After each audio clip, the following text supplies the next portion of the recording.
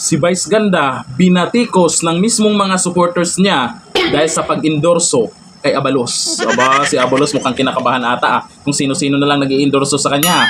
Mananalo kaya yan? Sa halalan? Nako, eto si Vice Ganda, ang pagkakaalam ko po, kakamping ito. Pero ang inendorso si Abalos. Naku, may mga nag-comment mismo sa page niya na pera-pera lang daw. Eh kasi naman, kilala siyang kakamping.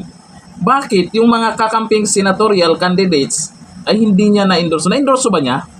Baka hindi ko lang napanood Kasi hindi ko alam kung na-endorso ba niya yung mga kakamping senatorial candidates o hindi. Kasi nabasa po natin sa mga komento, ay bakit daw yan ang inendorso? Baka pera-pera lang daw. Mga nag-comment mismo ng mga followers niya yan na hindi sang-ayon sa ginawa niya. O ito, panoorin po natin yung meron dito, may video po si Vice Ganda na ginawa dyan Ayan Ayan sabi, kesa naman yung mga walang kwenta ang pumasok sa top 12. Tapos, si Binor Abalos, bakit may kwenta ba siya? Ako'y nagtatanong lang O ito po anuin po natin yung mga komento dyan Ang sabi ni Sofia Jewel Alejandra, never mind meme, na-encountered ko siya sa isang wedding sa hotel in Makati. Nakita ko may nilait na waiter yan. Dati di magandang halimbawa. Sorry, it's a big no for me. Yun lang. Sabi po ni Bicol Pulse, Autopass, Bam Aquino, Kiko Pangilinan, Hedy Mendoza, Lucky Espiritu, ML Partili, sayang yung influence mo meme. Vice Ganda, maling kandidato yung pinili mo na endorso. Yung mga binanggit niya, yung dapat ang endorso niya, kakamping. Bakit andun na siya kadunyor? Kaya nga nasabi ng iba, pera-pera. Kasi ang pag-endorso, alam naman natin kung ano yung napagkasunduan dyan. Ginamit yung kasikatan, bahala na kung sino yung iboto dyan.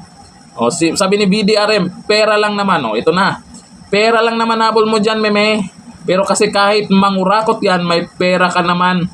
Pero mga mahihirap na mamamayan, nanakawan yan. Kung ilang milyon binayad sa'yo niyan, milyones din ibubulsya niya ng pagkaupo niya. Naku talaga.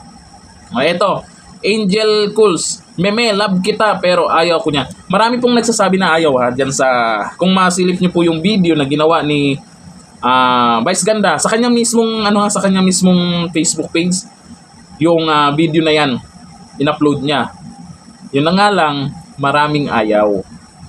Maraming hindi interesado kay Abalos. Bakit naman? Anong meron kay Abalos? Ba't ayaw nyo? Di ba? May kwenta daw yan Kwenta. Kwento nyo. Eto lang.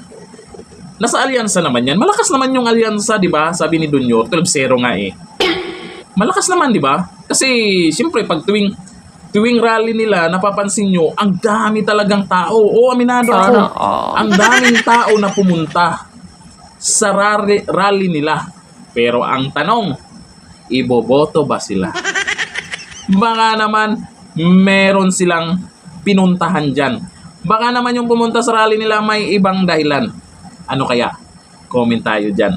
At kung malakas naman, dapat kampante sila na kaya nila na hindi kailangang tumalon sa kabila. Hindi kailangang dati mong kalaban, magpa-endorso para manalo ka lang.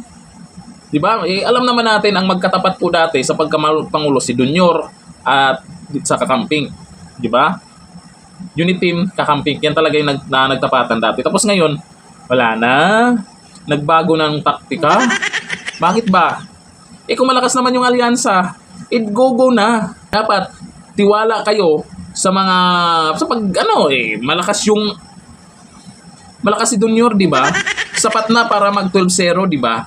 Dapat nung nandyan kayo, kampante na kayo na mananalo dahil 12-0 nga daw si Dunyor na nagsabi niyan Narinig nyo yan na 12-0, ba't parang ngayon kinakabahan na kayo?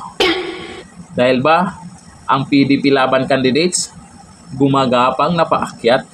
At halos karamihan ng mga sumuporta sa PDP laban gusto nila vote straight. Di ba?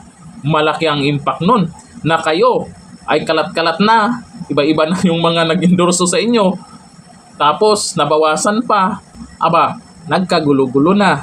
Ang tawag dyan, karma. Minamaliit nyo yung PDP Laban na itong nakaraan dahil kulang. Ang sabi ay hindi nga sila makompleto dyan. Kami 12, 12-0 na yan. Paano maging 12-0 yan? Malabo yan. Malabo pa sa sabaw ng pusip yan. Basta patas lang ang laban sa halalan.